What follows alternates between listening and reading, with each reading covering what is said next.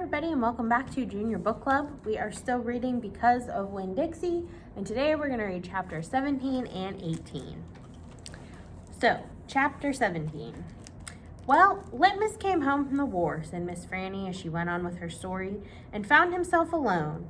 And he sat down on what used to be the front step of his house, and he cried and cried. He cried just like a baby. He missed his mama, and he missed his daddy, and he missed his sisters, and he missed the boy he used to be. When he finally finished crying, he had the strangest sensation. He felt like he wanted something sweet. He wanted a piece of candy. He hadn't had a piece of candy in years, and it was right then that he made a decision. Yes, ma'am, Litmus W. Block figured the world was a sorry affair and that it had enough ugly things in it, and what he was going to do was concentrate on putting something sweet in it. He got up and started walking. He walked all the way to Florida, and the whole time he was walking, he was planning. Planning what? I asked. Why, planning the candy factory. Did he build it? I asked. Of course he did. It's still standing out on Fairville Road. That old building, said Amanda, that big spooky one? It is not spooky, said Miss Franny. It was the birthplace of the family fortune. It was there that my great-grandfather manufactured the Litmus lozenge, a candy that was famous the world over. I've never heard of it, said Amanda. Me neither, I said. Well, said Miss Franny, they aren't made anymore. The world, it seems, lost its appetite for the Litmus lozenge, but I still happen to have a few. She opened the top drawer of her desk. It was full of candy. She opened the drawer below that. It was full of candy, too. Miss Franny Block's whole desk was full of candy. Would you care for a Litmus lozenge? She asked Amanda and me. Yes, please, said Amanda. Sure, I said. Can Winn-Dixie have one, too? I've never known a dog that cared for hard candy, said Miss Franny, but he is welcome to try one. Miss Franny gave Amanda one Litmus lozenge, and me too. I unwrapped one and held it out to Winn-Dixie. He sat up and sniffed it and wagged his tail and took the candy from between my fingers real gentle. He tried to chew on it, and when that didn't work, he just swallowed the whole thing in one big gulp. Then he wagged his tail at me and lay back down. I ate my Litmus lozenge slow. It tasted good. It tasted like root beer and strawberry and something else I didn't have a name for, something that made me feel kind of sad. I looked over at Amanda. She was sucking on her candy and thinking hard. Do you like it? Miss Franny asked me. Yes, ma'am, I told her. What about you, Amanda? Do you like the Litmus lozenge? Yes, ma'am, she said, but it makes me think of things I feel sad about. I wonder what in the world Amanda Wilkinson had to feel sad about. She wasn't new to town. She had a mama and a daddy. I had seen her with them in church. There's a secret ingredient in there, Miss Franny said. I know it, I told her. I can taste it. What is it? Sorrow, Miss Franny said. Not everybody can taste it. Children especially seem to have a hard time knowing it's there. I taste it, I said. Me too, said Amanda. Well then, Miss Franny said, you've probably both had your share of sadness. I had to move away from Whately and leave all my friends, I said. That is one sadness I've had. And Dunlap and Stevie Dewberry are always picking on me. That's another sadness. And the biggest one, my biggest sadness, is that my mama left me when I was still small, and I can hardly remember her. I keep hoping I'll get to meet her and tell her my stories. It makes me miss Carson, said Amanda. She sounded like she was going to cry. I have to go. And she got up and almost ran out of the Herman W. Block Memorial Library. Who's Carson? I asked Miss Franny. She shook her head. Sorrow, she said. It is a sorrow-filled world. But how do you put that in a piece of candy? I asked her. How do you get the taste in there? That's the secret, she said. That's why Litmus made a fortune. He manufactured a piece of candy that tasted sweet and sad at the same time. Can I have a piece to take to my friend Gloria Dump, and another one to take to Otis down at Gertrude's Pets, and one for the preacher, and one for Sweetie Pie, too? You may have as many as you want, she said Miss Franny. So I stuffed my pockets full of Litmus lozenges, and I thanked Franny for her story, and I checked out Gone with the Wind, which was a very big book, and I told Winn-Dixie to get up, and the two of us left and went over to Gloria Dump's. I rode right past the Dewberry's house. Dunlap and Stevie were playing football in the front yard, and I was just getting ready to stick my tongue out at them. But then I thought about what Miss Franny said about war being horrible, and I thought about what Gloria Dump said about not judging them too hard. And so I just waved instead. They stood and stared at me, but when I was almost all the way past, I saw Dunlap put his hand up in the air and wave back. Hey, he hollered. Hey, Opal.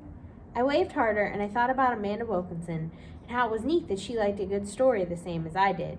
And I wondered again Who was Carson? Chapter 18.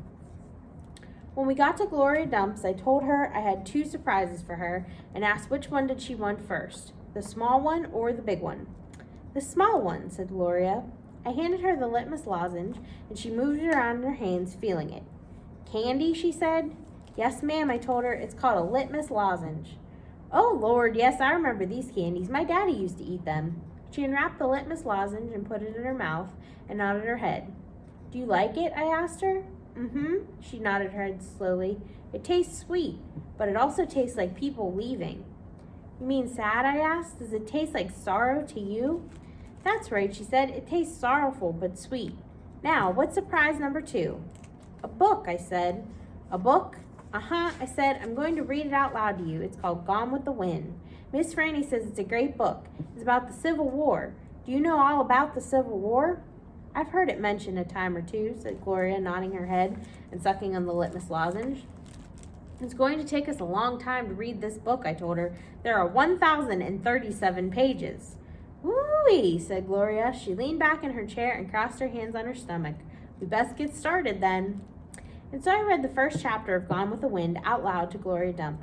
I read it loud enough to keep her ghosts away, and Gloria listened to it good. When I was done, she said it was the best surprise she ever had, and she couldn't wait to hear chapter 2. That night, I gave the preacher his litmus lozenge right before he kissed me goodnight. What's this? He said. It's some candy that Miss Franny's great-grandfather invented. It's called the litmus lozenge. The preacher unwrapped it and put it in his mouth, and after a minute, he started rubbing his nose and nodding his head. Do you like it? I asked him. It has a peculiar flavor. Root beer, I said. Something else. Strawberry? That too, but there's still something. It's odd. I could see the preacher getting further and further away. He was hunching up his shoulders and lowering his chin and getting ready to pull his head inside his shell. It almost tastes a little melancholy, he said. Melancholy? What's that? Sad, said the preacher. He rubbed his nose some more. It makes me think of your mother. Winn-Dixie sniffed at the candy wrapper in the preacher's hand. It tastes sad, he said and sighed. It must be a bad batch. No, I told him. I sat up in bed. That's the way it's supposed to taste. Litmus came back from the war and his whole family was dead. His daddy died fighting, and his mama and his sisters died from a disease, and the Yankees burned down his house. And Litmus was sad, very sad, and what he wanted more than anything in the whole world was something sweet, so he built a candy factory and made Litmus lozenges, and he put all the sad he was feeling into the candy. My goodness, said the preacher.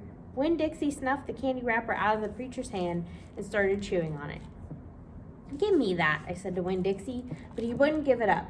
I had to reach inside his mouth and pull it out. You can't eat candy wrappers, I told him. The preacher cleared his throat. I thought he was going to say something important, maybe tell me another thing that he remembered about my mama, but what he said was, Opal, I had a talk with Mrs. Dewberry the other day. She said that Stevie says that you called him a bald-headed baby.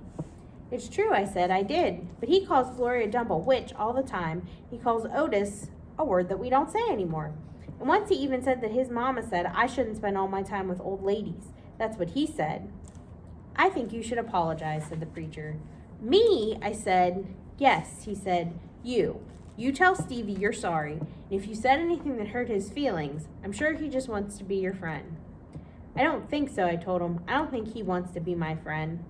Some people have a strange way of going about making friends, he said. You apologize. Yes, sir, I said. Then I remembered Carson.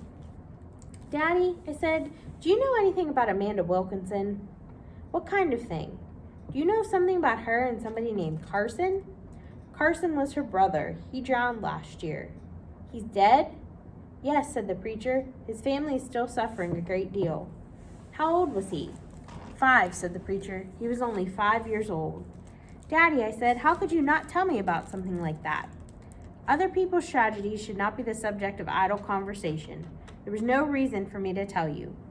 It's just that I needed to know, I said, because it helps explain Amanda. No wonder she's so pinch-faced. What's that? Said the preacher. Nothing, I said. Good night, India Opal, the preacher said. He leaned over and kissed me, and I smelled the root beer and the strawberry and the sadness all mixed together on his breath. He patted Winn-Dixie on the head, got up and turned off the light and closed the door. I didn't go to sleep right away. I lay there and thought how life was like a litmus lozenge, how the sweet and the sad were all mixed up together, and how hard it was to separate them out. It was confusing. "Daddy," I shouted.